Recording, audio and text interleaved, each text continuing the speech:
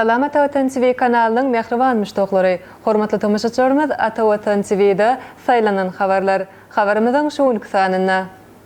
Awaza millet syýahatçylyk zorlugyny, häzirki zaman jemgyýetinde zinanlaryň orny, durnukly ösüş maksatlaryna ýetmek uğruna halkara hyzmatdaşlygyny ösürmek atly halkara masagada geçirildi.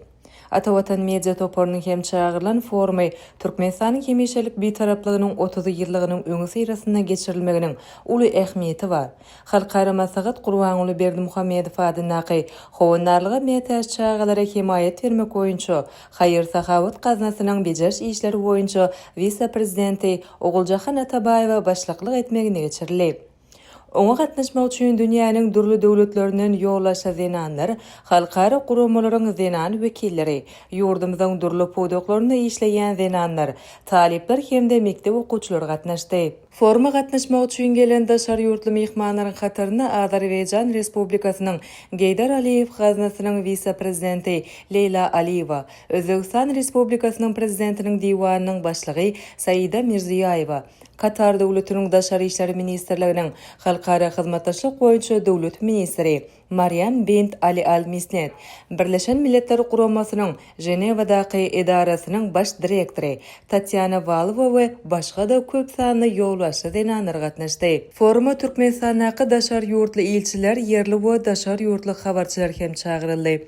Dünýäniň durly künjegininden ýokary derejeli wekilletleriň bu masagada gatnaşmagy Türkmenistanyň ansamperör başlangyçlarynyň giň gerimde golunylýanynyň aýdyň suwtnamasydyr. Gurbanuly Berdimuhammedow adyna howunarlyga metäş çağalary himayet bermek boýunça Haýyr Sahawat gaznasynyň bejerş işleri boýunça vice-prezidenti Oguljahan Atabaýewa halkara masagada gatnaşmaga gelen wekilet ýoglaşlary garşylady. Soňra halkara masagada gatnaşmaga gelen wekilet ýoglaşlary bilelikde suraty düşdiler. Suraty düşlerinden soňra wekilet ýoglaşlary forumyň çäklerine gurulan sergä tomaşa etdiler. Halkara forumyň çäklerine Türkmenistanyň durly ministrlikleriniň, şol sany Agal, Balkan, Daşoga, Lewa we Omary vilayatlary, şeýlekem Arkadaş şäheri özüniň diýwarlyklary bilen çykyş etdiler. Sergide türkmen halkynyň baý medeni mirasy hemde durly podoklarda gazanan üstünlikleri görkezildi. Vilayatlaryň diýwarlyklaryna şol sebäpde degişe çykyşlar mehmanlara uly gyzyklanma döretdi. Soňra halkara masagat öz işine başlap, bu ýerde Gurbanuly Berdimuhammedow adynaky howunarlyga metäş çağalary himayet bermek boýunça Haýyr Sahawat gaznasynyň bejerş işleri boýunça vice-prezidenti Oguljahan Atabaýewa çykyş edip, bu masagadyň zinanlaryň mümkinçilikleri masagatlaşmak üçin ören uly ähmiýeti eýedigini bellidi.